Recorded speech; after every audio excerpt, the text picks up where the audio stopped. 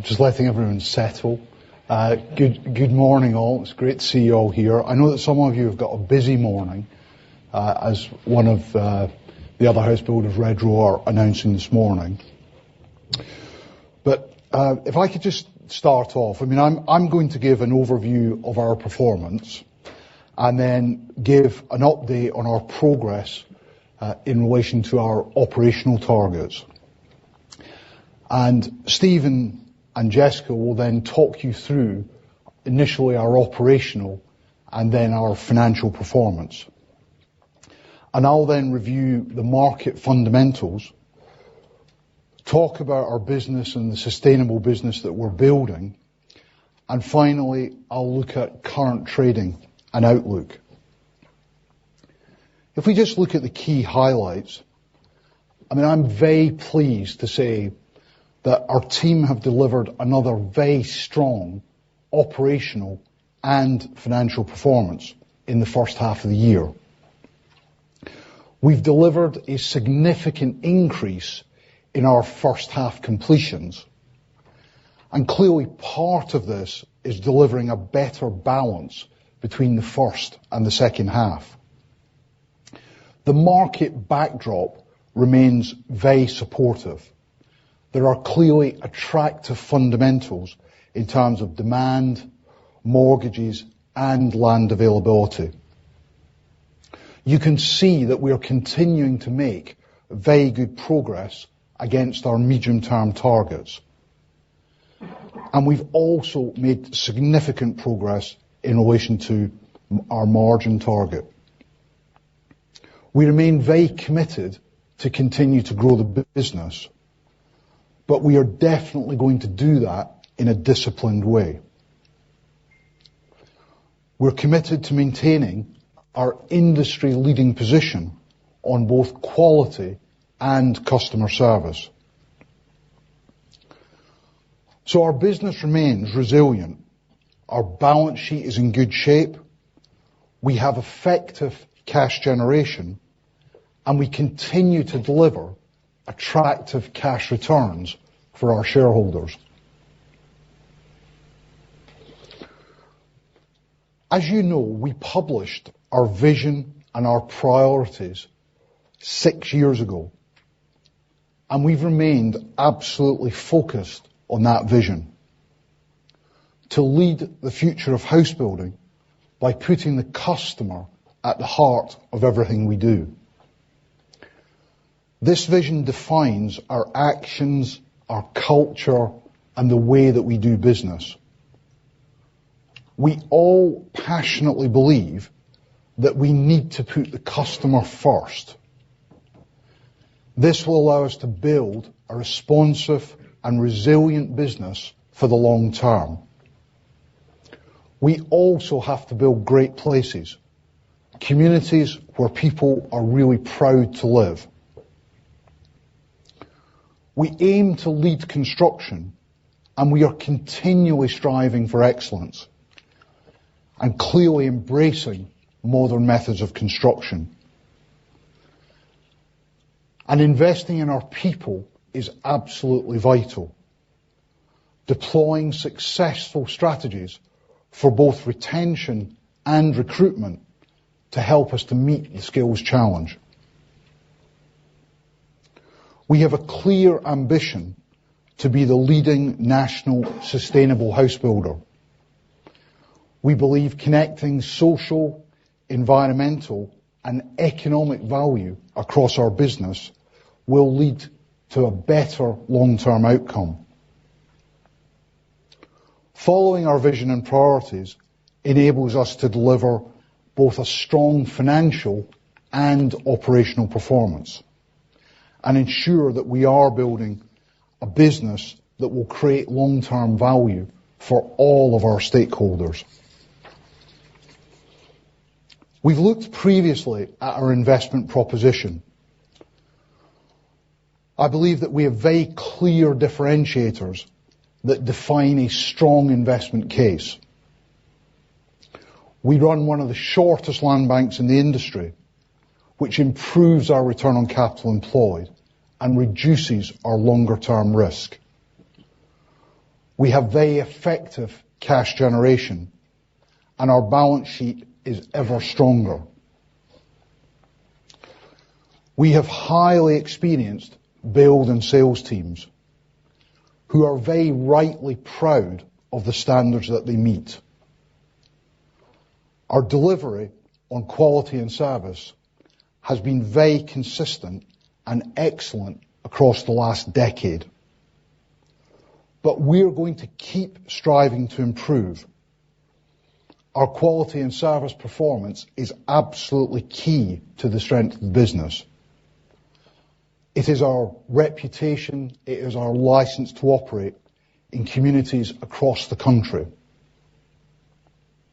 And finally, a broad geographic spread gives us a balanced market exposure. These differentiators clearly make us very well placed for our shareholders. And we believe that we can not only grow volumes, but we can also continue to deliver further improvements in the efficiency of our operations and our cash returns. All of these are measured and reflected in our medium-term targets. We've made good progress against our medium-term targets.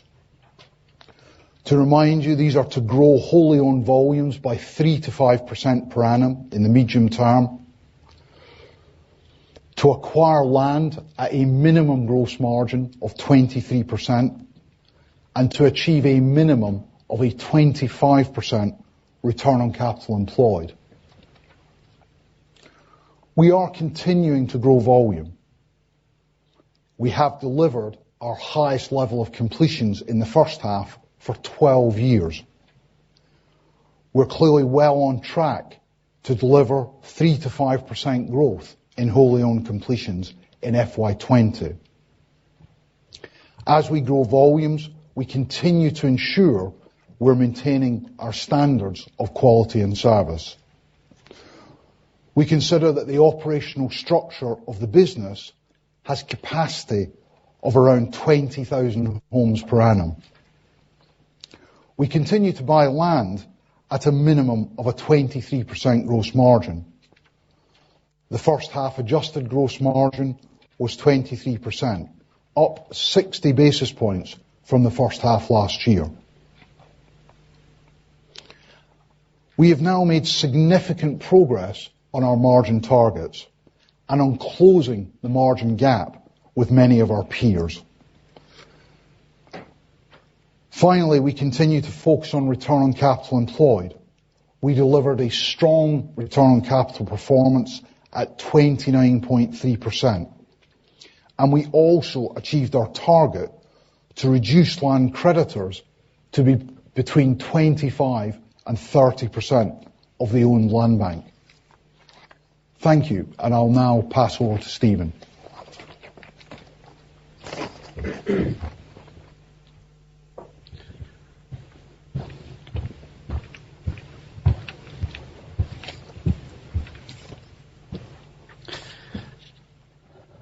Thank you, David, and good morning, everyone.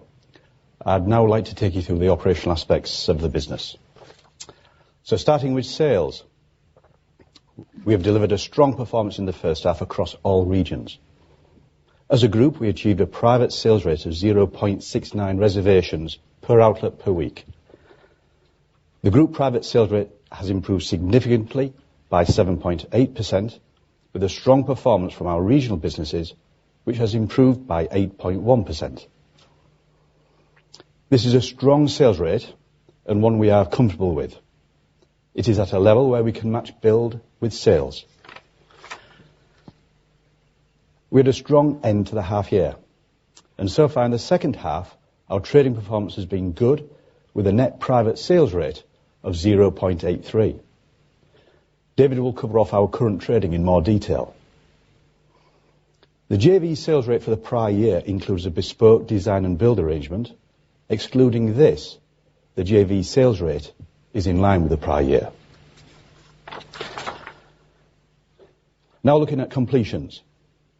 We have achieved our highest level of half-year completions for 12 years.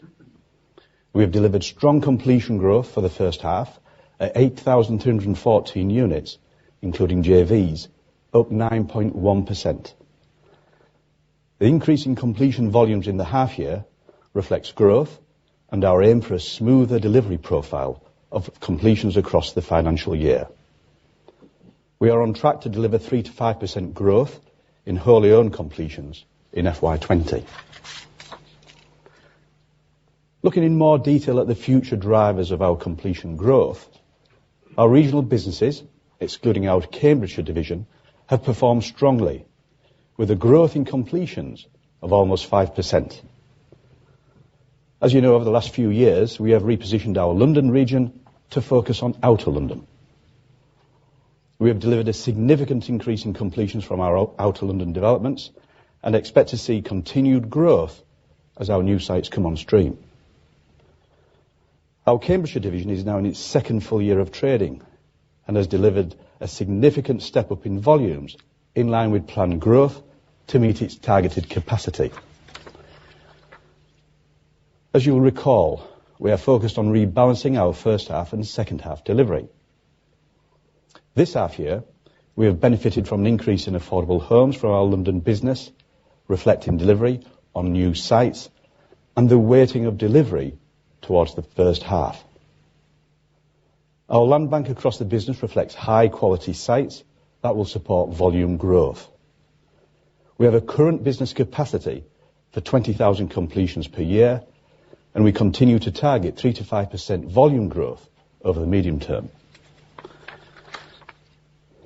We have delivered a similar completion profile to the last half year. Completions from Help to Buy were 34%, down from 38%. The scheme remains an important support for the industry. Affordable completions were 21% and in line with our expectations for FY20. This is consistent with the prior full year and reflects the delivery profile of land acquisitions. Part exchange continues to be a valuable sales tool for certain purchasers at 12% of completions.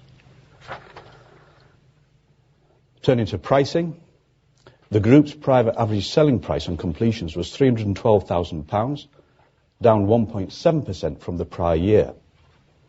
Regionally, the private ASP of £304,000 is 2.6% higher than the prior half year.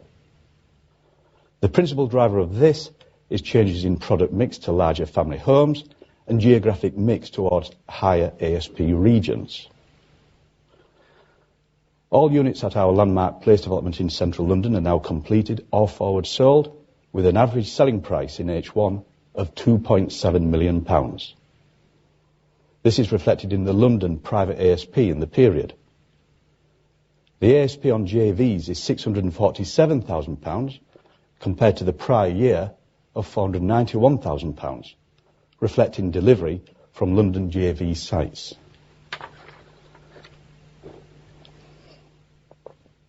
Now looking at land supply. We continue to see an overall positive impact due to NPPF on increasing the amount of consented land in the market. There were 380,000 annual consents in England. This compares to only 169,000 new build completions in England. Greenfield land price growth remains modest and prices are still well below pre-downturn levels. We are continuing to acquire land that meets our hurdle rates. There continues to be a high quality opportunities across the country. We are seeing a number of large-scale opportunities, and we remain well positioned to develop larger sites, which are often highly suitable for our dual branding and wide product ranges. We remain focused on securing standard product sites for the regional businesses. In the first half, we approved over 9,200 plots across 44 sites. We continue to expect to approve 18,000 to 22,000 plots per annum. During the half year, 98% of land acquired in our regional business was for our standard product house types. Here are just two typical examples of the high quality locations in areas of strong demand that we've recently approved. On the left, we have Wembley Park in London, This site will be developed as a joint venture with TfL. It's a former TfL site in an area benefiting from significant regeneration and excellent transport links. The site follows on from our success at Black Horse Road development, which we've also acquired through the TfL property panel. We will be building 446 homes with 43% affordable content and a private average selling price of around £450,000.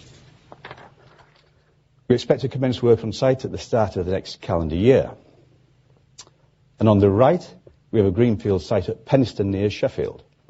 It's a great location with excellent commuter links by car and train, providing easy access to the M1 and major towns and cities, including Sheffield and Leeds. Here we're planning to use both our Barratt and David Wilson brands to deliver 459 units from our wide product ranges. The site has a 30% affordable content. The layout has been designed to take advantage of the semi-rural environment and riverside settings. The private average selling price is around £310,000, and work is expected to start on site during the summer. We continue to remain focused on driving further improvements in operating margin. We have delivered significant margin growth over the past 6 years through our continued operational improvements, including delivery from strategic land and the use of our new product ranges. The benefit of these are now flowing through into our operating margin. So firstly, an update on strategic land. During the half year, we delivered 1,942 completions from strategically sourced land. This generally traded at an enhanced margin of circa 300 basis points compared to instantly acquired sites. During the half year, we converted 2,421 plots of strategic land into our owned and controlled land bank, broadly in line with the last half year and in excess of our strategically sourced completions for the period. Our closing position is strong at nearly 13,000 acres with a good geographic spread. Around 35% of our strategic land is allocated or included in draft local plans. We continue to target 30% of completions from strategically sourced land in the medium term. As you know, in 2016, we launched new product ranges for both of our brands to support margin growth. We're continuing to make good progress on the rollout, and the benefits are delivering margin improvements. During the half year, we delivered nearly 4,500 homes from our new ranges, a significant increase on the prior half year of around 2,200 homes. We expect to deliver around 10,000 completions at the full year from our new product ranges. Currently, 76% of our outlets are building the new product. The remaining sites are either trading out of our previous range or our non-standard schemes, including our London projects. We'd expect that our new product range would be suitable for around 85% of our completions.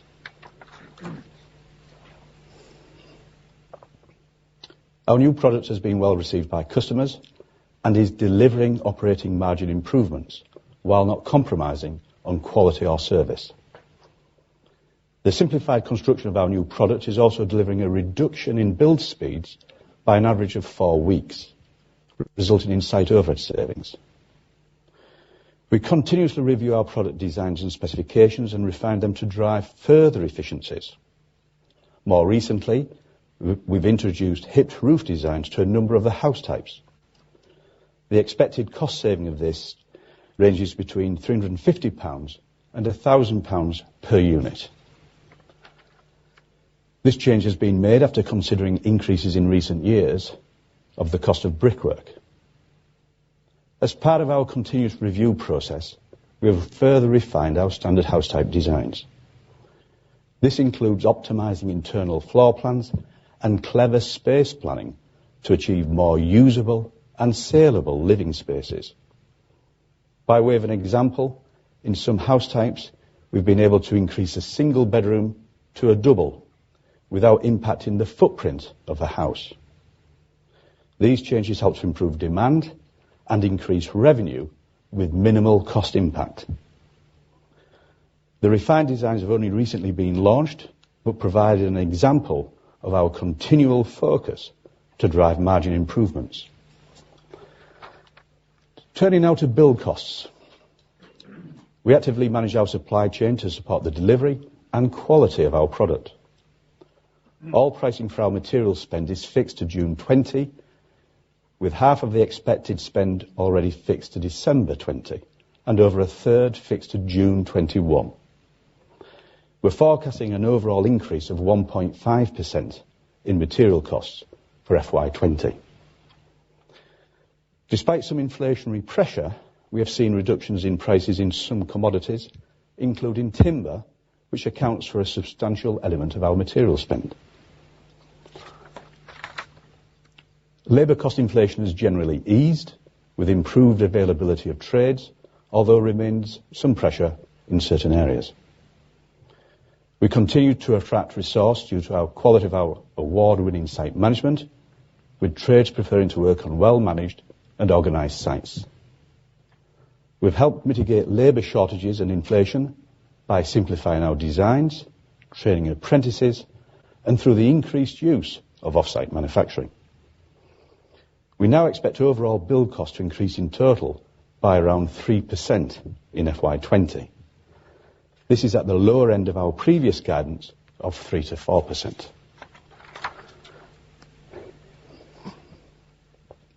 As you know, Barratt is absolutely committed to leading the industry in quality and customer service. As I said in September, to lead the industry has required long-term investment in our processes, controls and systems, our people and our products. At each build stage, we conduct comprehensive quality control checks.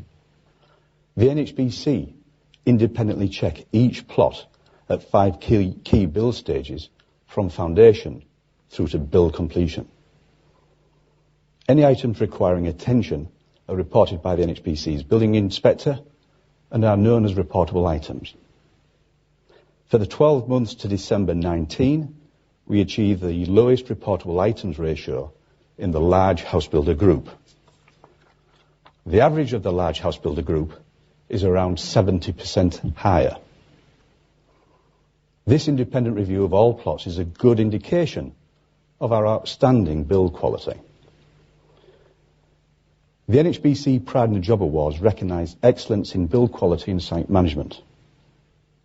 Our site managers achieved 84 quality awards in the NHBC Pride in the Job Awards in 2019. That's more than any other house builder for the 15th consecutive year. We're also extremely proud that Mark Summersgill has recently been announced as the Supreme National UK winner in the large builder category of the NHBC's Pride in the Job Awards. As a business, this is the 4th time in 5 years we've won a Supreme Award and achieved this prestigious accolade. No other house builder has achieved this level of success and recognition for quality in the same period. This level of performance requires investment over many years, and we remain fully committed to delivering high-quality homes for our customers in the years to come. We focus on getting things right first time, and this investment delivers huge returns, including high levels of customer satisfaction. It also removes the disproportionate cost of remedial costs. As you know, we are the only major house builder to have been awarded 5 stars for customer satisfaction for the last 10 consecutive years. So in summary, a strong performance over the first half. We have delivered an excellent sales performance across the group. We've achieved strong completion growth. We continue to make good progress in improving operating margin through our initiatives, with continued delivery from strategic land, increased delivery from our new product ranges, continuous focus on refining our products, and tightly managing our cost base. We continue to drive operational improvements throughout the business, while at the same time delivering industry-leading quality, customer service, and maintaining a focus on health and safety. So thank you, and I'll now hand over to Jessica.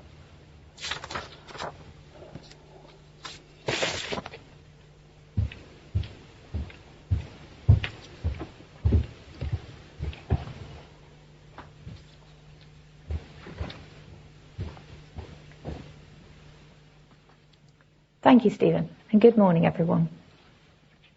Firstly, I'd like to cover some key highlights of our performance. We've delivered another strong set of results in the half year.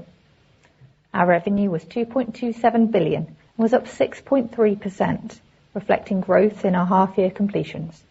As David and Stephen have covered, we expect wholly owned completion growth of 3 to 5% in this financial year. You will recall that since FY18, we've separately identified items presented in our income statement as adjusted items. Adjusted items are one-off exceptional items that are not reflective of our normal trading performance, and I'll cover these in more detail later. After these adjusted items, gross profit was up 4.5% to £504 million. Administrative expenses were £82 million, and we delivered an operating profit of £422 million. We delivered a record half-year profit before tax for the group of £423 million. We closed the half year with net cash of £434 million, up £46 million on the prior year. And our ROCE was strong at 29.3%, similar to last year. As usual, I'll provide specific areas of guidance, and a detailed slide is included in the appendix for ease of reference. Our wholly owned home completions were 8,000, up 8.1%.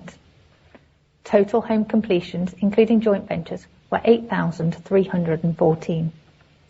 Private average selling price reduced by 1.7% to £312,000, reflecting geographical mix changes as we delivered a lower proportion of private units in London this half year. Our overall average selling price was similar to last year at £279,800.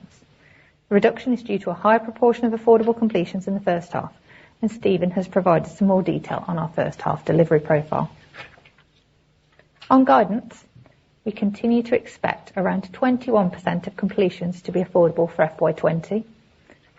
The ASP of our closing land bank of £277,000 remains representative of our total mix going forward, and we continue to expect around 750 joint venture completions and 30 million of joint venture profit in the full year. I'd now like to cover margin in some more detail. Our operational improvements over the last few years have enabled us to make significant progress on margin. Our adjusted operating margin is now 330 basis points higher than it was in the first half of FY16. Looking at the performance in the first half, our adjusted gross margin improved by 60 basis points on last year to 23%. We continue to acquire land at a minimum 23% gross margin facilitated by our new product range. The development of the new sites bought at this hurdle rate is delivering margin improvement. Our adjusted operating margin was 40 basis points higher than last year at 19.4%. In the half year, we incurred and accrued £17.8 million of exceptional or adjusted items in relation to sites where we've agreed to remove or replace cladding. Whilst we have no obligation to do these works, in line with our commitment to put customers first, we have estimated and recognised the total cost based on currently available information. We've previously set out 5 key areas of focus to deliver margin improvement. We're making good progress against each of them. I'll now take you through some of these areas in more detail. At the 31st of December, 78% of our owned land bank was purchased at the new rates put in place at the start of FY18, demonstrating the benefit of our short land bank gives in terms of being able to transform it quickly. Stephen outlined earlier the results that our new product range and strategic land are delivering. We're also seeing operational efficiency come through from our move to industry standard warranty terms with a significant reduction in plots under warranty, which is down 31% from its peak. We saved £1.9 million on show home costs compared with the first half last year as our lease portfolio continues to decline. Let's now break down the components of our operating margin movement. As I outlined last year, we had non-recurring items in the first half of FY19, which benefited margin by 80 basis points, giving a normal operating margin of 18.4%. This is the start point for assessing our progress this half year. Our margin initiatives are successfully delivering improvement. We saw strong delivery from the regional business, which contributed a margin improvement of 210 basis points. We had a 10 basis point benefit from the cessation of show home leaseback, but saw a 40 basis point reduction from Central London as we traded out of our last wholly owned site. We now have 2 wholly owned Central London units left to legally complete. There was a reduction of 40 basis points from mix on ongoing sites, commercial and other changes. Administrative expenses decreased margin by 40 basis points, reflecting the phasing of certain expenditure, our new Oregon and Cambridgeshire operations, and investment in our IT capabilities. On guidance, we continue to expect administrative costs of around 195 million this year. Together, these gave us a 100 basis point improvement from trading and an adjusted or pre-exceptional operating margin of 19.4%. After the 17.8 million of adjusted items, which reduced operating margin by 80 basis points, we delivered an operating margin of 18.6%. We have a clear, well-embedded operating framework underpinning a strong balance sheet. In the half year, we have reduced land creditors to 27%, achieving our target to reduce them to 25 to 30% of the owned land bank. We expect land creditors going forward to be in our target 25 to 30% range. We maintain appropriate financing facilities, and in November we extended our 700 million revolving credit facility through to 2024 on the same terms. I'd now like to cover our balance sheet in more detail. Our gross land bank increased by 42 million to 3.04 billion, a 3.7-year owned land bank in accordance with our operating framework. As I've already outlined, our land creditors have reduced by 131 million to 27.4% of the owned land bank. Trade payables were at a similar level to last year at 294 million. Other working capital was 86 million higher than the last year at 416 million. This was mainly due to an additional 69 million of advance payments received primarily for affordable housing construction. Other assets and liabilities movement of 106 million to 53 million is reflective of changes in the government tax regime. Our balance sheet is strong, with net assets at 31st of December of 4.85 billion. We have improved the resilience of our business significantly over the last 5 years, decreasing our half-year gearing to 10% at 31st of December 2019 from 35% at 31st of December 2015. We maintain a disciplined approach and remain focused on ensuring we manage our total gearing in line with our operating framework. We are a cash-generative business with an operating cash inflow in the half year and continue to run our business with average net cash. Across the half year, we had average net cash of 458 million. This was higher than anticipated as we incurred less land spend in the half year, spending around 450 million, approximately 40% of our full year expectation. We now expect average net cash of around 300 million across our whole financial year due to our land spend being more second half weighted. We also now expect interest costs to be around 30 million, of which 7 million is cash and 23 million is non-cash interest. Land is our most significant asset, and we had a land holding of 3 billion as at the 31st of December. As David outlined earlier, we continue to operate with a short land bank model, and our aim is for around 3.5 years owned and 1 year's controlled land in each division. We closed the half year with a 4.6 year owned and controlled land bank, supporting our disciplined volume growth.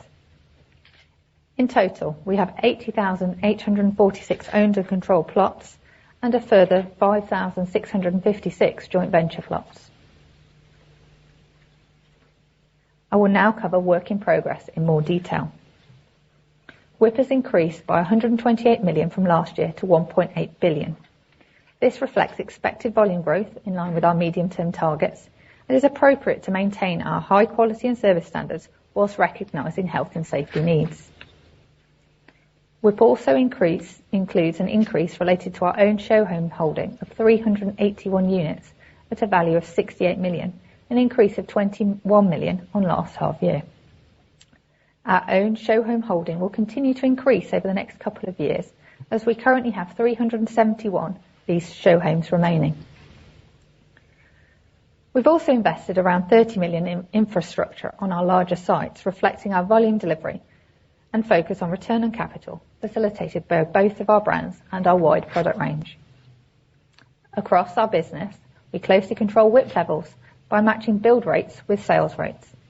Our sites have efficient site execution plans, and we continually monitor sites in progress and unsold stocks per site. Moving on to our cash flow.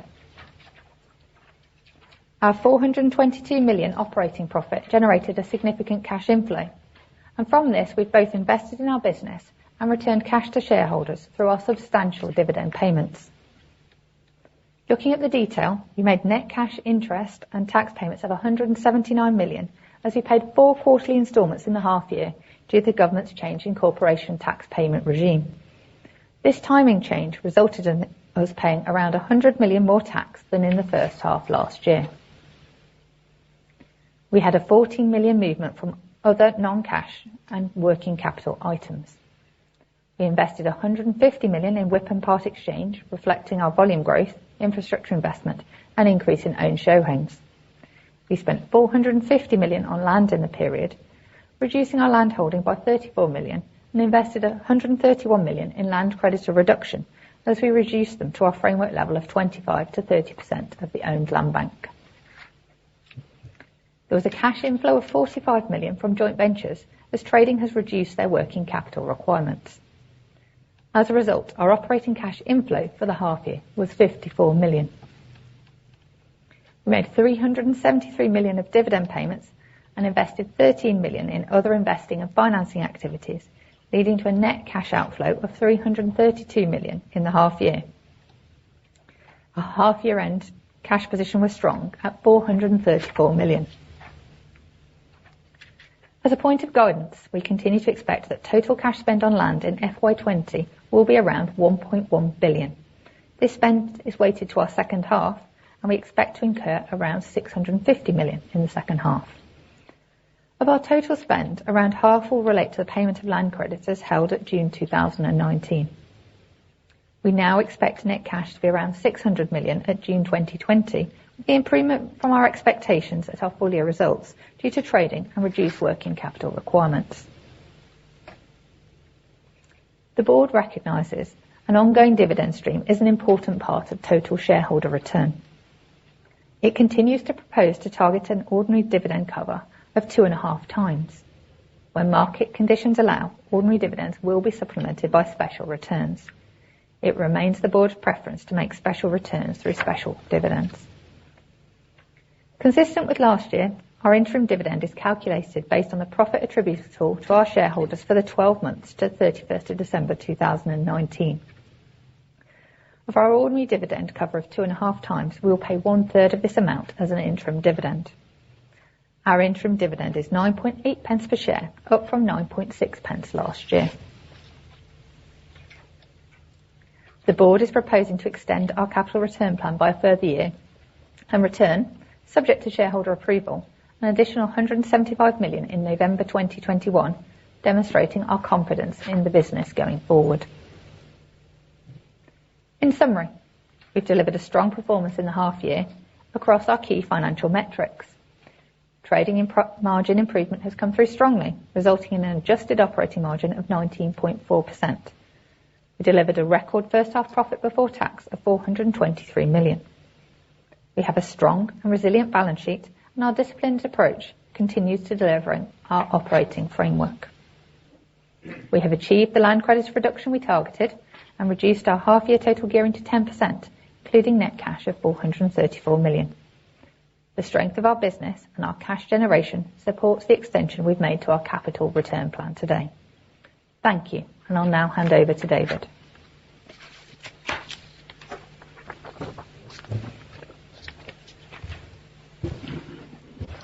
Thanks, Jessica.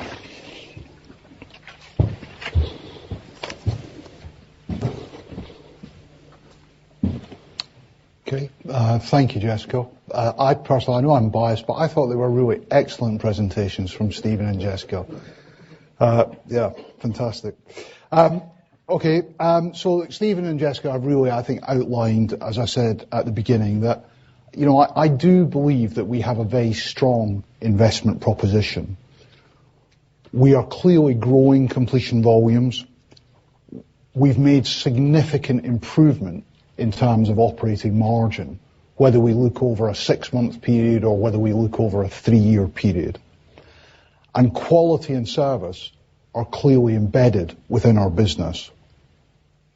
So let's now have a look at the market. We continue to see a very attractive market backdrop. The lending environment is very positive, especially for new build. The government housing policy clearly remains very supportive. We have clarity on Help to Buy through to 2023, and the modifications to the scheme for 2021 have been clearly outlined. The government has a target of building 300,000 homes per annum to address years of undersupply, and have said that they would like to reach that target by the middle of this decade. And as Stephen has outlined, the land market has remained very attractive. So moving on to the mortgage environment, and I understand that this is just an overview with 2 charts that we update at each time we report. But these are very important indicators. On the left-hand chart, you can see that the average mortgage rates, both for 85% loan to value and also for Help to Buy related mortgages, remain very low compared to historical levels. There is a competitive mortgage environment which is enabling our customers to take advantage of very attractive rates. The chart on the right shows the proportion of average income spent on monthly mortgage interest and repayments. This Halifax data shows that affordability of mortgages remains good, with mortgage costs as a proportion of earnings well below the long-run average. This is due to low borrowing rates, some wage inflation, and tempering house price inflation. I outlined our priorities earlier. These are supported by the principles which you can see on the ground floor of the house. Keeping people safe, being a trusted partner, safeguarding the environment, building strong community relationships, and ensuring the financial health of our business. Both our priorities and principles are fully embedded across our business. We are building a sustainable and successful business for the long term. We continue to focus on measurable targets that will deliver value for our stakeholders. As I said earlier, we published these priorities and principles 6 years ago. Not only do we track and report against our targets, but as I will show you later, we are also able to measure ourselves against external benchmarks that show we are building a sustainable and industry-leading business. I'm going to look at 3 areas in more depth. What we're doing to become the leading national sustainable house builder, the way in which we're embracing change within our construction, looking at design, innovation, and in continuing to invest in modern methods of construction, and the way we're investing in our people, focusing on future talent and retention of existing talents. As I mentioned earlier, one of our key principles is safeguarding the environment. We aim to be the leading national sustainable house builder across our business. Over the past few years, there has understandably been an increasing focus on sustainability and in particular environmental issues. Since 2015, we have reduced our carbon emissions by 22%. And this week, we have become the first house builder to announce science-based targets to reduce our carbon emissions by 29% by 2025, and to reduce the emissions from our supply chains and our homes in use by 11% through to 2030. We are very focused on building high-quality, energy-efficient homes. Also reducing embodied carbon in our supply chain by using low-carbon materials such as timber, and through further increasing our use of MMC. We're actively very engaged in how we meet the Future Homes Standard and how we design homes which will not be connected to the gas grid from 2025. In addition, waste produced by the industry and its impact is considerable. Our operations are focused on a week-to-week basis on practical steps we can take to reduce waste. We have biodiversity action plans in place for the majority of our developments, and we are working towards being net positive for biodiversity on all of our developments. On construction, we are committed to increasing the number of homes we build using modern methods of construction.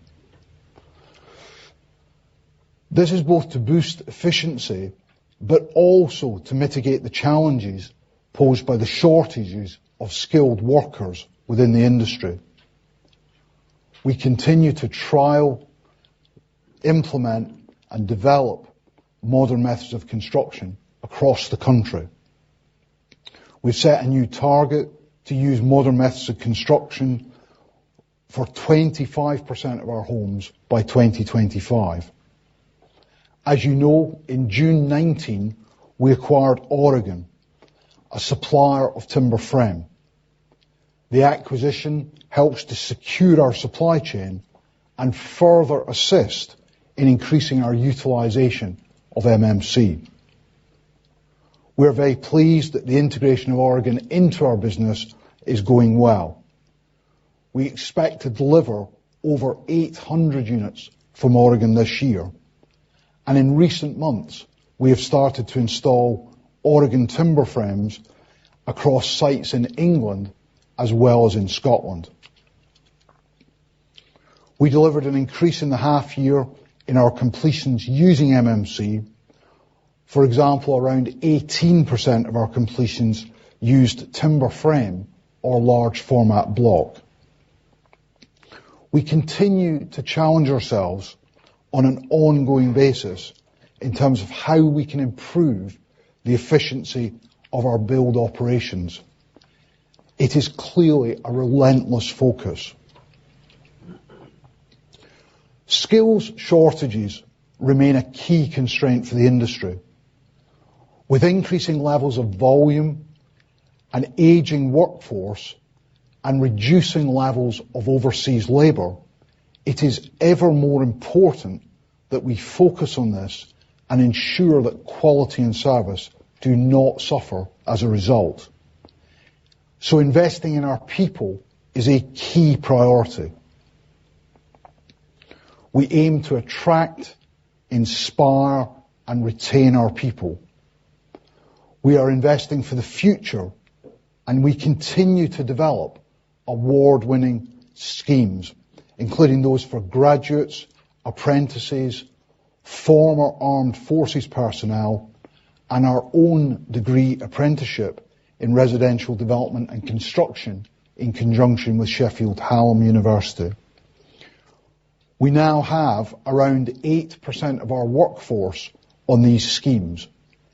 This year we have welcomed around 270 people into our future talent schemes. But it's not just about recruitment, it's also about retention. We've substantially enhanced our employment proposition and really focused on retention.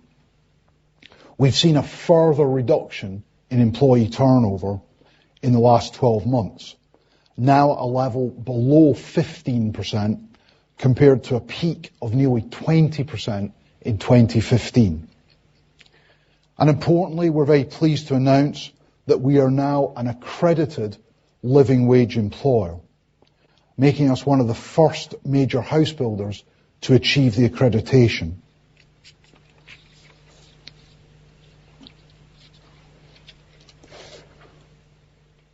We recognise that business is about balance.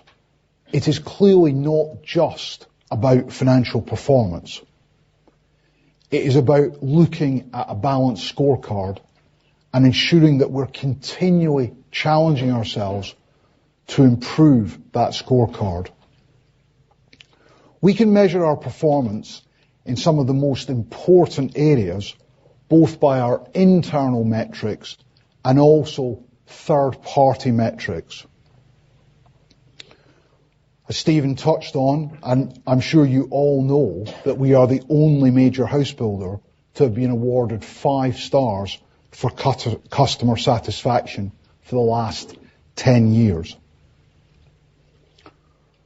We are very proud that our site managers have won more awards than any other house builder for the last 15 years. Stephen outlined our performance on the NHBC Awards, and in particular highlighting Mark Summersgill as the Supreme Award winner.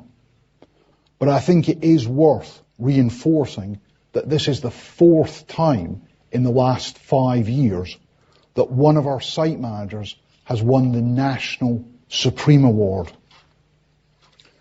We've won more Building for Life awards than the rest of the industry put together. We also received an award from Next Generation. Next Generation is a home building sustainability benchmark, and we received their Crystal Award for the transparency of our disclosures around sustainability. We're hugely proud as a business to have achieved the overall House Builder of the Year award at the What House Awards and the Large House Builder of the Year at the House Builder Awards 2019. A unique achievement for our business to receive both awards in the same year, and underlines our absolute commitment to quality and service. So we are very proud of what we're achieving. We're very proud of the quality of our homes and proud of our customer service. But we are going to drive hard for further improvement on all of these metrics. So let me now bring you up to date on current trading.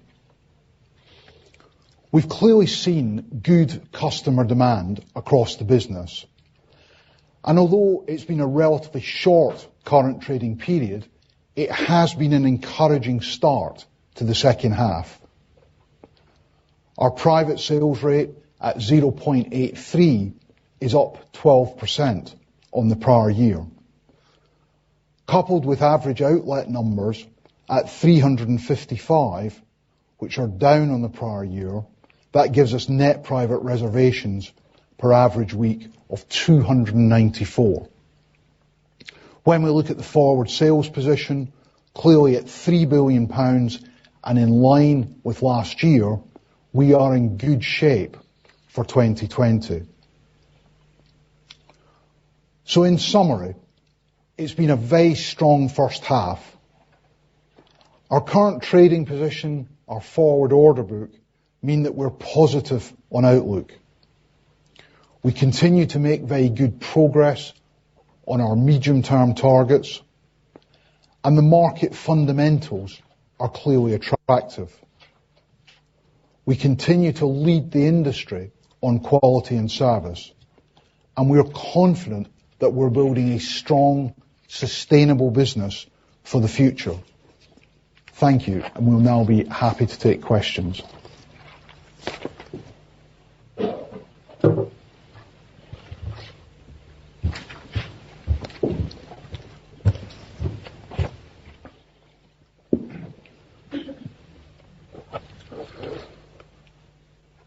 Right, we're going to go into questions now. I'm going to start with Gregor, because he said that he had another appointment.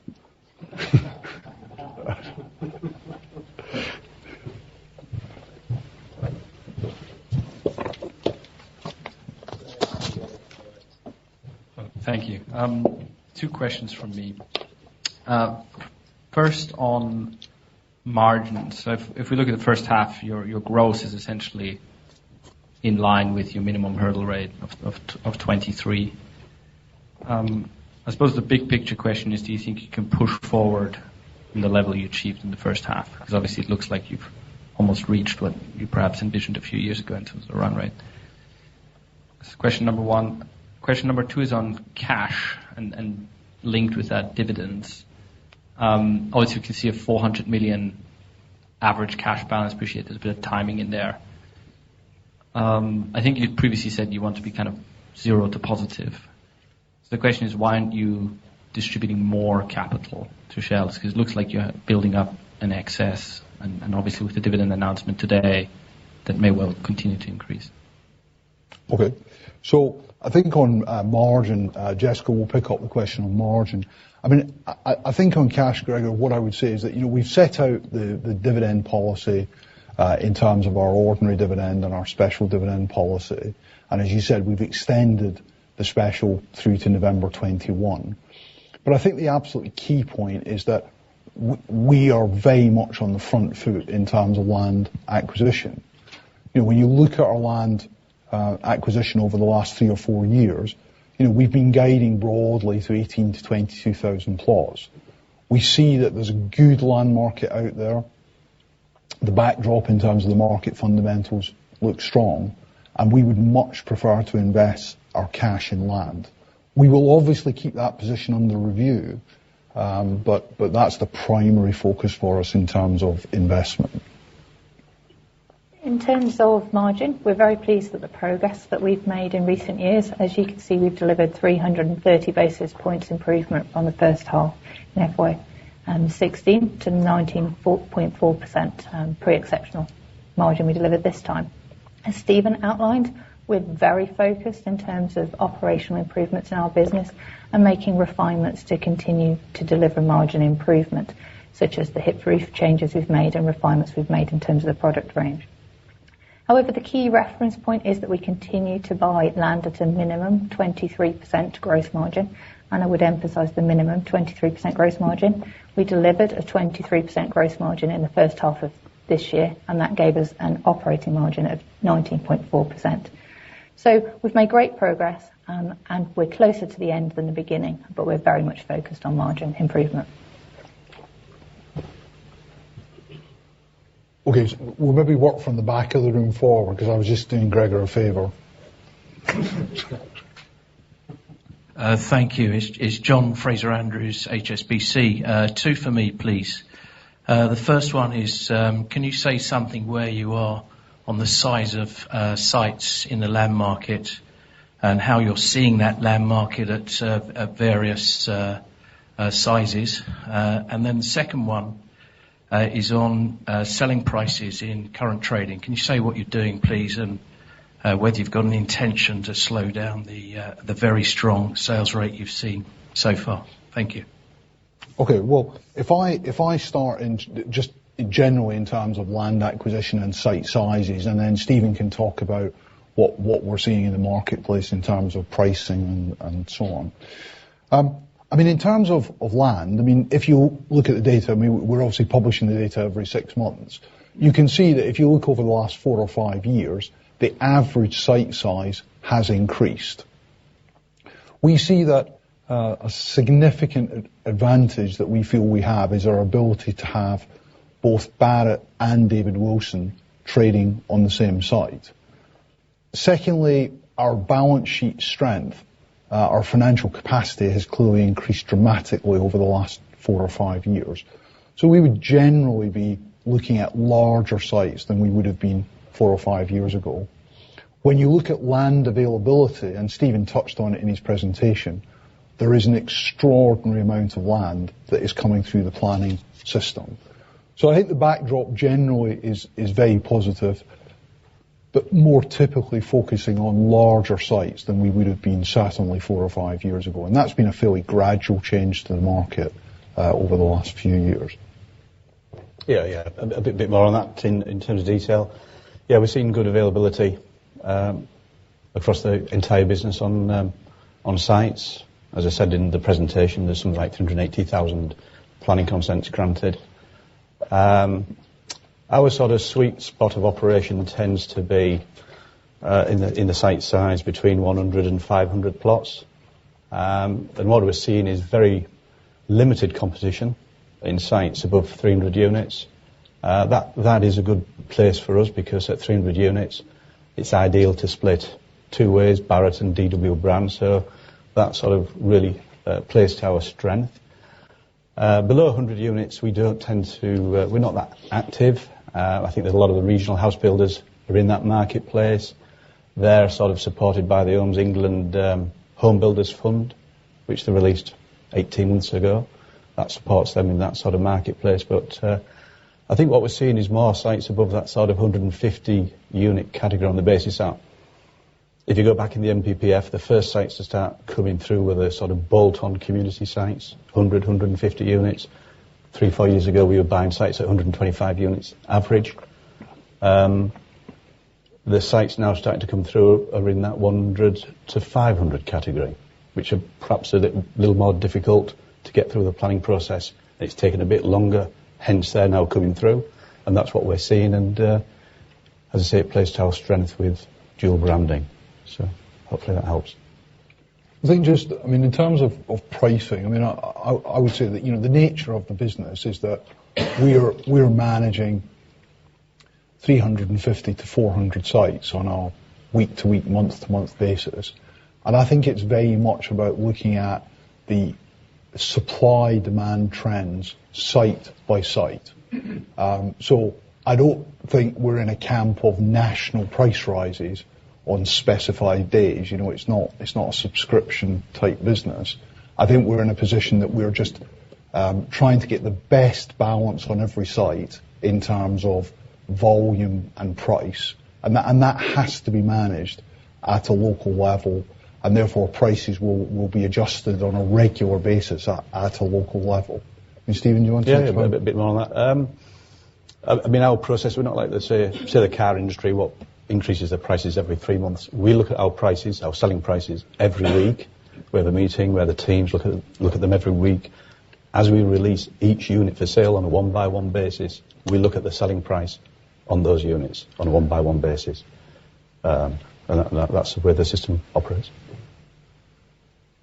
A quick follow-up on that. I was just going back to, Stephen, your comment that you're comfortable at just under 0.7 or around there of sales rate, and clearly you're at 0.83 with a very strong start. So I'm just wondering if you can build to that level of sales rate, and if we see that continuing in the spring, clearly that has implications for your pricing.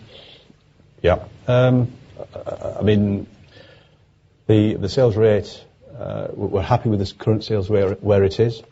What we've done to the product over the last few years is simplified it in terms of design. It's making it quicker and easier for us to build. We've added timber framing, and we've seen some big benefits in terms of speed of erection. So we're quite happy to build at the sales rate we are currently achieving. We don't see any real issues. There's good labour availability. And I think above all that, we are delivering a smoother flow of construction. Each month, we're producing the build equivalents we need to achieve. So we're producing in line with our sales rate. And there's opportunity to move it up further.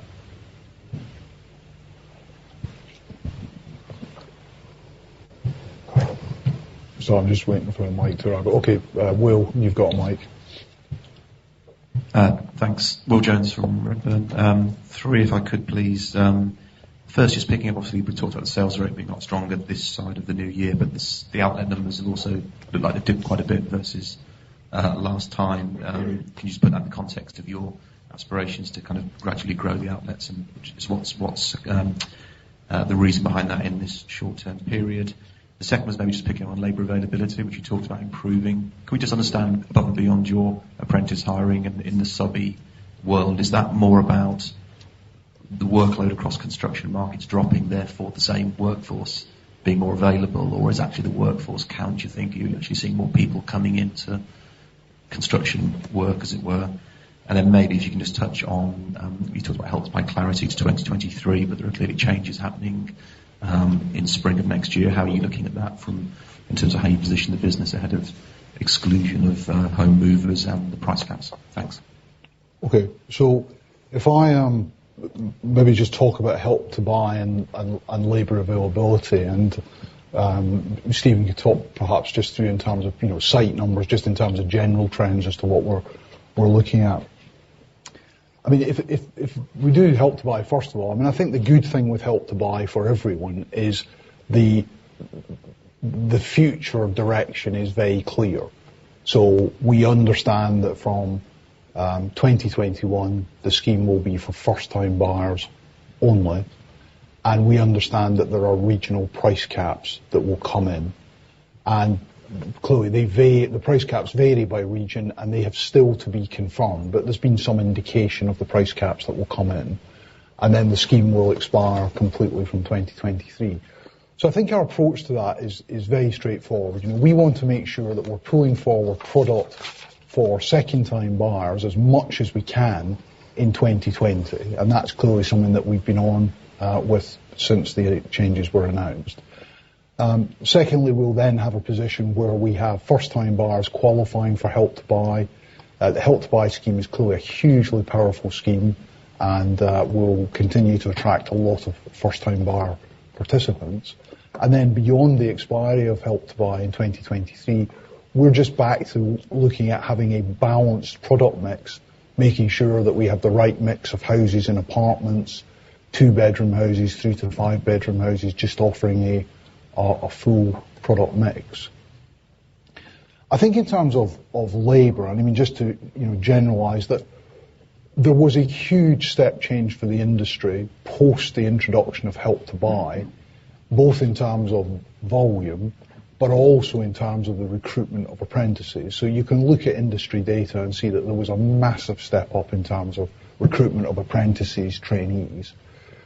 Typically apprenticeships are running over a 3-year period, and therefore with a lot of labour coming in 2013, 2014, we're clearly starting to see that trained labour coming into the marketplace now. So I think that is a big factor that is helping labour availability.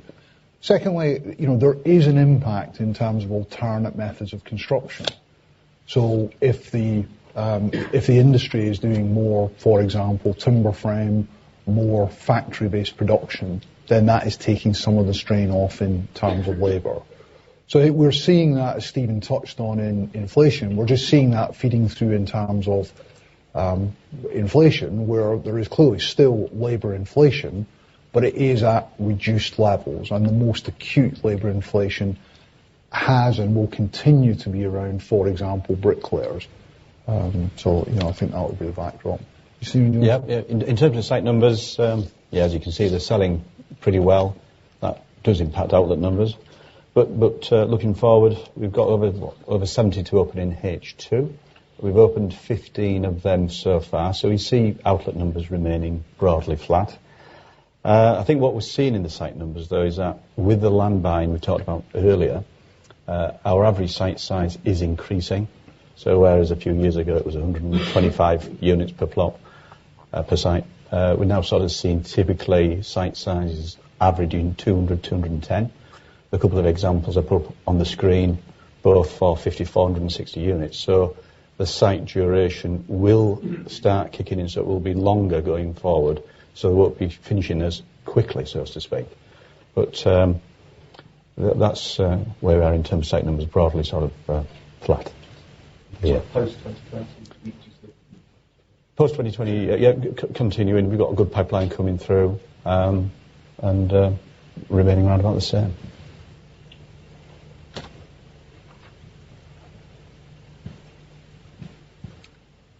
Just become whoever's got the mic. Emily. It's me. Morning, everyone. Emily Biddle, Credit Suisse. I've got 3 questions, please. The first one, just I wondered if you'd come back. I think most of us thought the 110 basis points you delivered from the regional business year on year in terms of margin improvement might slow a bit, and I just wondered if you'd give us a bit more colour on that sort of 210 basis points and how it's quite so strong. Secondly, the big step up in affordable ASP, is that a lead indicator that you might have sort of higher priced site openings and therefore we can be sort of more positive on private ASP? And then thirdly, you've obviously reached the middle of that land creditor target range. As we think about cash flow for next year, is there a chance you come back and sort of be more conservative on that land creditor, 25 to 30% range? Or do land creditors become more neutral in our cash flows for next year? Thanks very much. Okay, so I think if, Jessica will cover margin and the affordable ASP, and just so that I don't give them all to Jessica, I'll have a go at the land creditors. I think the land creditors really, we've guided down. Bear in mind at one point our land creditors were up at 38%. I think that was the highest percentage we have of the land bank. So we've sort of systematically guided down on land creditors, initially to say that we would not go outside that 35 to 40 range and then down from there. So we're very comfortable operating in a 25 to 30 range, but we're pretty indifferent really as to whether that's at 25 or whether it's at 30. So it will depend a lot on the deals that come forward, the extent to which we're at the top, middle or bottom of that range. Firstly, just to pick up the affordable ASP, we had more London delivery from our outer London schemes come through in the first half, which has reflected in the ASP on the affordable units in the first half. That's very much driven by the great opportunities we had on the new sites that we had coming through that we talked about previously. Looking forward, the 277 in our owned land bank is absolutely representative of our mix going forward. In terms of margin uplift from the regional business, we've delivered really well. As we've said, we've been buying land at 23% minimum gross margin hurdle rate, and that's come through into the profit and loss account. The delivery from the new product range and our land buying is delivering the benefits that we said it would. Okay. John? Good morning. John Bell from Deutsche Bank. I think I've got 3. You've referred on Help to Buy to the regional price caps still to be confirmed. I just wonder whether there's any debate or lobbying going on in that respect. Second one is you've got a capacity at present of about 20,000. You've told us that. Any ambition to go beyond that number in time? And if so, how might you do that? I'm guessing you're not intending to go back into central London anytime soon, but correct me if I'm wrong on that. And then third and finally, just any expectations for the budget, particularly on stamp duty. Thank you. Okay, so I think I'll run through those. In terms of the regional price caps, we recognise that price caps, when you look around the regions, that the north and some areas of the Midlands, the price caps, from our perspective, look to be low. But I think we also recognise that government have created a huge amount of support through Help to Buy, and Help to Buy is obviously a very, very strong consumer offer, but there clearly has to be a finite level of funding. So I think on the price caps, we see that it's really a nil-sum game. So if the price caps in the north are adjusted, the price caps in the south will be adjusted as well. We're a national builder, and I think we've just got to take that in the round. The total level of funding is clearly huge under the Help to Buy programme. The price caps will have to be confirmed, so we would expect the price caps to be confirmed in a final form over the next 3 or 4 months. I mean, on completion volumes, I mean, we definitely do not lack ambition. So 20,000 is not some ceiling that we're placing on completions. I think we're just saying that when you do the sort of arithmetic around the number of divisions and what we think is an optimum level of output, broadly we think we can get to around 20,000. And Stephen covered optimal levels of output on one of his slides. We did open a new office in Peterborough for our Cambridgeshire division, and as Stephen touched on, that is progressing well. And we continue to look at options in terms of new offices that we could open, and we'll obviously just update on that as and when. But I think the capacity that we have is attractive. To be able to grow the business from where we are up to 20,000 is attractive growth. In terms of expectations for the budget, I mean, we don't have expectations for the budget. I mean, I think if you look at what the government have done in terms of the housing market, I think it would be very difficult for us to put forward proposals to government to say, look, we really think you need to provide funding for this, or we really need to think you provide funding for that. So, I mean, the budget date has been scheduled, which is clearly a good thing, and we'll obviously see what comes out of it, but we certainly don't have expectations for it.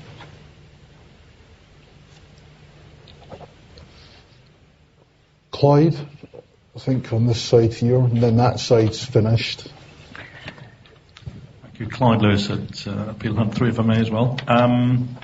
Firstly, on the sustainability point, I applaud you for obviously sort of making that sort of drive more public, more obvious. Are there any implications for, costs and I suppose the mix within the group and, I suppose the redesign of houses, et cetera, et cetera? I mean, it's probably early days, but, maybe you can give us a little bit of a guide as to where you think the bulk of those savings and improvements will come from. The second one was on MMC. I mean, the M is modern methods of construction. Timber frame's been around for a very long time. Large format block has been around for a very long time. Is 25%, including those two measures, a little bit of a soft target? I mean, I'm being a little bit cheeky, but where else can you really sort of go with your aspirations, I suppose, in terms of sort of trying to change the way that you build your product going forward? And the last one was on London. I mean, John touched on it a little bit, but are you seeing more opportunities in zones 1 and 2 at the moment? Is that changing in any shape or form, post the budget in particular, post the election in particular? Okay, so this is a little bit of me and a little bit of Stephen. If I can just do the first one in terms of London, it's very straightforward. I mean, we're not bidding on sites in zone 1 and the kind of inner edge of zone 2. I mean, the outer edge of zone 2, yes, possibly, but we're just not bidding. I think we are keeping the market under review. We've never said that we won't operate, and we clearly have credentials to operate, but we're absolutely not bidding in that area. So we see that growth for our London business is about zone 3 to 6. In terms of sustainability, I mean, I think probably at two levels. I mean, first of all, as a business, and I think for any business, for the executive of any business, I think it's very, very important that we are on the front foot in terms of the broad area of sustainability. I think there are some very specific areas that are coming down the pipeline for the house building industry, and if you take a view over a 5 or 10 year period, there are going to be dramatic changes for the industry. So, just with time constraints, I mean, the two that I would call out will be, one, no connections to the gas grid from the end of 2025. That is a big change for the industry. We are very confident that we will come up with the technical solutions to achieve that change. Cost at this point in time looks to be more cost to achieve the change. But the reality is, when we used to look at technologies like solar panels, we said it would be more cost because solar panels were very expensive. But the reality is, as we saw volume come in, prices dropped dramatically. So we would expect that if you're looking at, for example, heat pumps, whether they be ground or air source heat pumps, that the unit cost of them will drop dramatically if there is volume coming in to those areas.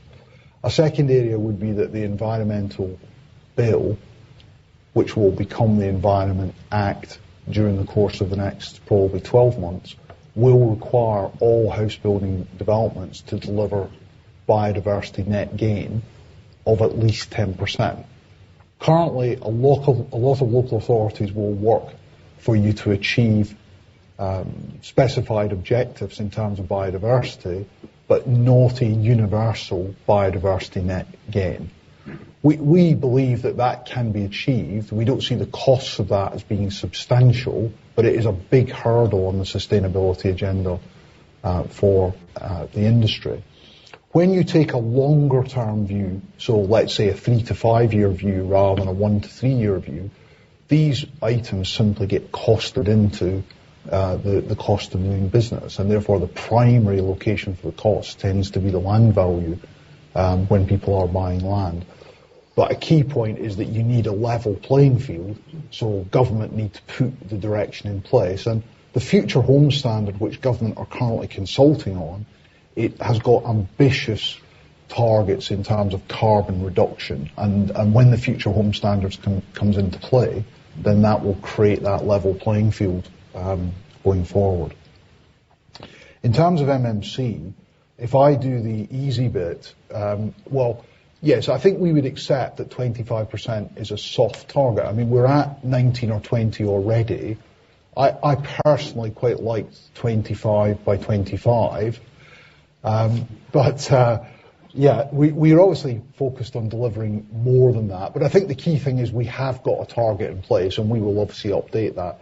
But Stephen, I'm sure, can give you a bit more background in terms of some of the things that we are doing to bring more MMC into the business.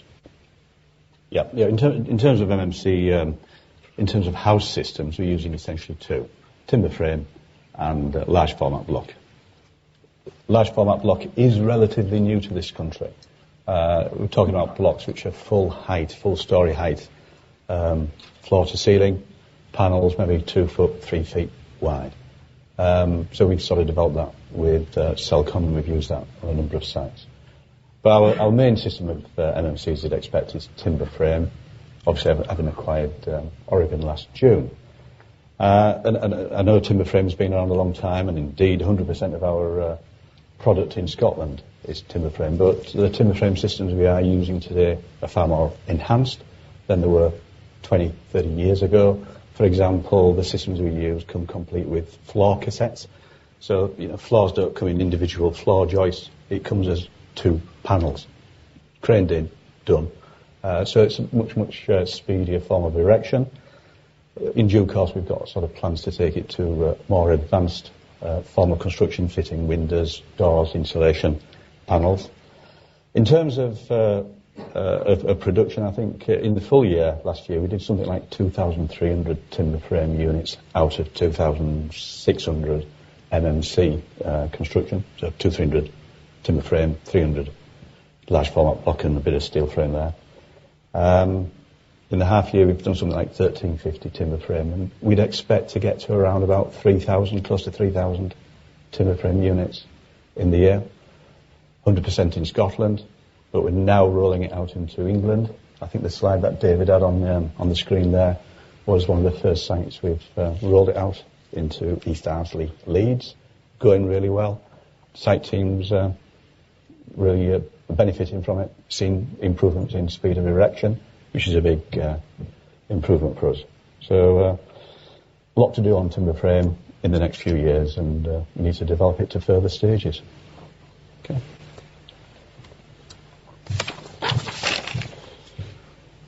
Amigala from Citi. A few questions from me. Firstly, on the sales rate in your current trading, can you clarify whether there were any bulk deals in the number that you reported? Second, if you could give us some regional color of the trading that you've seen across the developments since the election. And my third question really is on the build costs. You've given us a very useful chart of how your gross margins have improved from 2016 onwards. Can you give us a number as to how much has build cost per square foot for your business moved from 2016 to the first half today? Okay. I sense that the answer to question 3 is no, but Stephen can talk about build costs and maybe some of the things that we are seeing on build costs. So I think if I pick up initially, so the second question was Regional colour on trading. Yeah, sorry, and Stephen will pick up in terms of the regional colour on trading. So, I think in terms of current trading, we've seen a strong opening in terms of current trading. I mean, clearly that's demonstrated in the numbers. Stephen, do you want to maybe talk about regional trends? Yeah, regional trends, we've seen very consistent performance. We've got 27 divisions, Aberdeen down to Exeter, very much a similar picture, strong performance. Divisions are achieving the levels we expect them to achieve in terms of budget performance or better. So we've had a very strong performance, which is reflected in our first half, and our more recent trading is a similar position. So. I think on build costs, just as an opener, we've talked before that we have standard house types, and we have a methodology to track build costs house by house and division by division. So we're very, very focused in terms of the control of build costs. Stephen, do you want to add? Yeah, build cost. I think key to the build cost is our central procurement, and 90% of our materials are procured centrally by the group, so we control our sort of cost and cost inflation. I give you an indication of what we expect our inflation to be in terms of materials, which, as I said, fortunately I think some reductions in timber have brought down the price cost increases we were anticipating. The variable tends to be labour. Labour is in relatively good supply. I think part of that is helped by our smoother build programmes. We're not sort of seeing the peaks where we need 500 bricklayers in 1 month. We're sort of operating at maybe 400 bricklayers throughout 12 months of the year, so that is helping us. So that's taking pressure off the build labour prices. We analyse all our costs. Every 3 months we sit down with every division, go through their costs and keep a check on any sort of increases. Okay, thank you. Ainsley and then Glynis. Thanks, just 2 quick ones actually.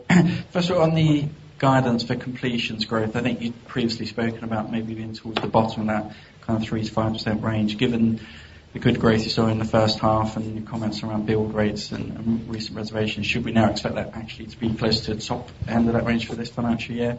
And then just secondly, you mentioned you'd rather kind of invest in land rather than return capital to shareholders. You see all the good opportunities. As we look into next financial year, should we expect a bigger step up in land spend? Are you now more confident and kind of aiming for that 20,000? Just to get your ambition around that, has it changed at all post the election, etc.? Okay, thanks, Ainsley. So Jessica will talk about the guidance in terms of completion volumes. Just in terms of land, if you go back over the last probably 4 or 5 years, I think the most plots that we've approved in a 12-month period is around 24,000. And a huge amount of our focus, and particularly for Stephen, is about land acquisition. So we're guiding at 18 to 22.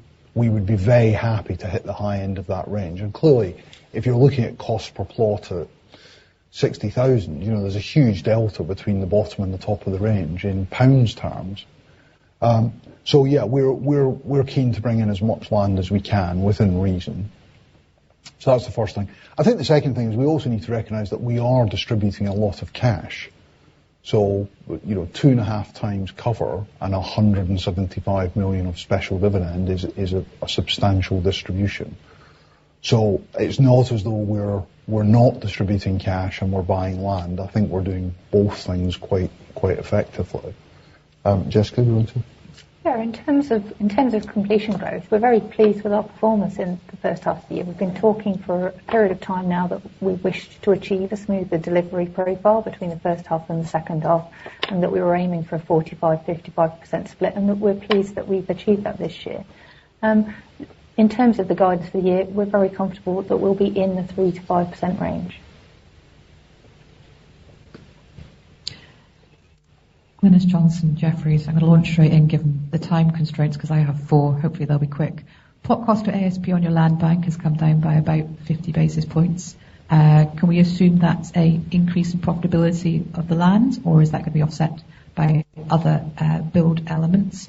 Second of all, in terms of the cost for cladding, should we anticipate any more? Is there a provision on the balance sheet?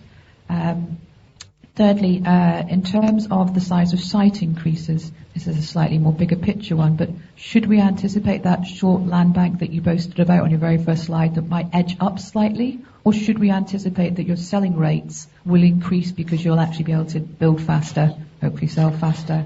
And then lastly, really tying into Help to Buy and the changes. I appreciate you've guided to a 277 ASP on your land bank, which is slightly lower than what you reported in the half year.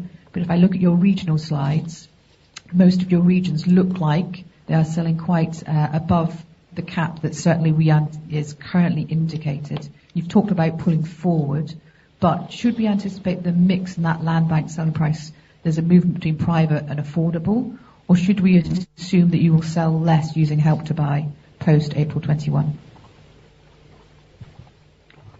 Okay, right. I think I've got all that. We had a sweep that it would be 6, Glynis, so 4 is good. Right. Okay, so Jessica will pick up in terms of the plot cost to ASP, and I'll pick up on cladding and also in terms of Help to Buy, and Stephen will pick up about site sizes. I'm sure we weren't boasting about the land bank, but site sizes and also just what we expect in terms of the land bank, 3.5 years and so on. So if I just start off, I mean, in terms of Help to Buy, well, you know, we recognise, as we talked about earlier, that there are regional price caps and they vary around the country. I think the important point from the government's perspective is that they are looking at it on the basis of where they believe there is a shortage of housing of a particular size. So if you said to the government, look, do you think there's a shortage of housing in the north of the country and you're trying to stimulate more new 3 and 4 and 5 bedroom homes to be built, I think the government's answer on setting the price caps originally was no. They would believe that there's a shortage of houses in the southeast and therefore they've got a much higher price cap. That's all to be reviewed. Our businesses are fully aware of the price caps and they're obviously looking at that on a week-to-week basis when they're buying land. So, you know, I think we just recognise that will come in. But the caps will not be announced in a final form, I'm sure, for a 3 to 4 months time frame. In terms of cladding, I mean, just to perhaps expand on that slightly, Glynis, I mean, clearly post the Grenfell Tower fire, you know, I think we recognise, most people in the industry recognise that there was a need for us to go back and review our buildings. And we have said previously that we undertook an initial review of more than 500 individual buildings, essentially higher rise buildings with cladding. There's been very few issues identified on that review of more than 500 buildings. And the cost that we announced in FY19, and we've announced further cost this morning, is everything that we know about in relation to the remediation costs for those buildings. The government over the last, I suppose now a couple of years, have issued 23 separate advice notes to the industry. The most recent one being a consolidated note that was issued about 10 days ago. So our review is ongoing, but all costs that we're aware of at this point are fully provided. In terms of the plot cost ratio, so in the land bank, our plot cost to ASP ratio is 16.4%, and we're adding to the land bank at around 17%. Clearly, that's only related to the land costs. There can be other costs, such as Section 106 costs, that need to be taken into account, infrastructure costs, depending on the individual sites.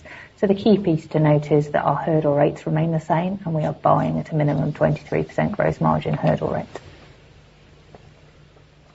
In terms of land bank, as David just touched on, you know, we're happy in that 18 to 22,000 in the year category.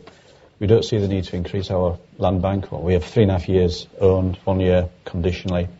On top of that, you have to bear in mind we have a strong pipeline of terms agreed coming through for approval, and then on top of that, we've got strategic land coming into the business as well.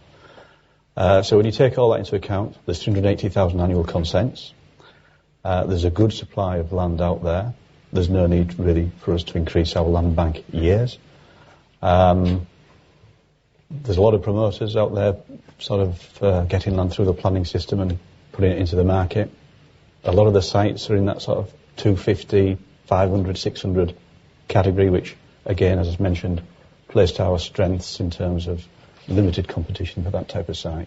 So going forward in the current market, good availability of land and no need for us to increase our land bank years.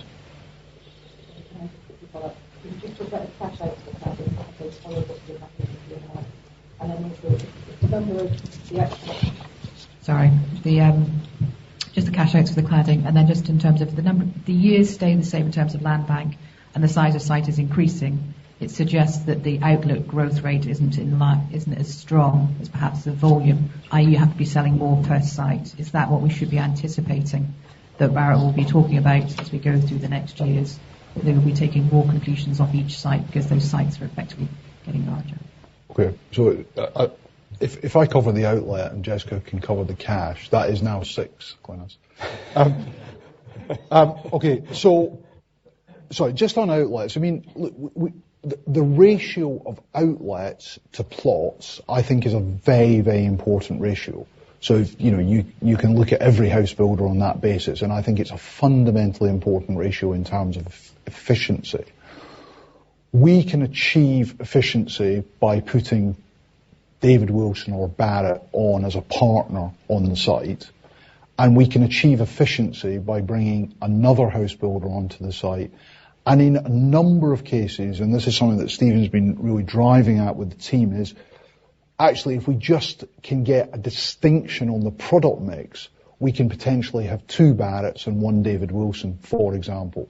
And we've got a number of sites, for example, around Milton Keynes, large sites, where we ourselves have got more than 2 outlets on the sites.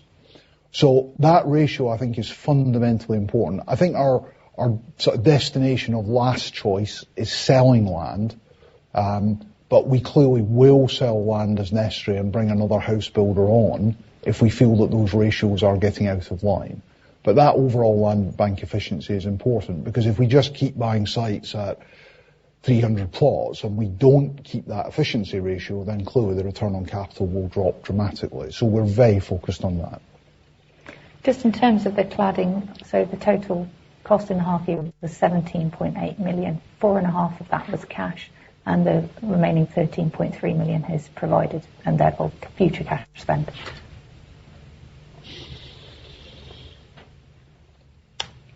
Okay, excellent. I think that's all the questions. So thank you very much, and we'll see you again in 6 months' time. Thank you.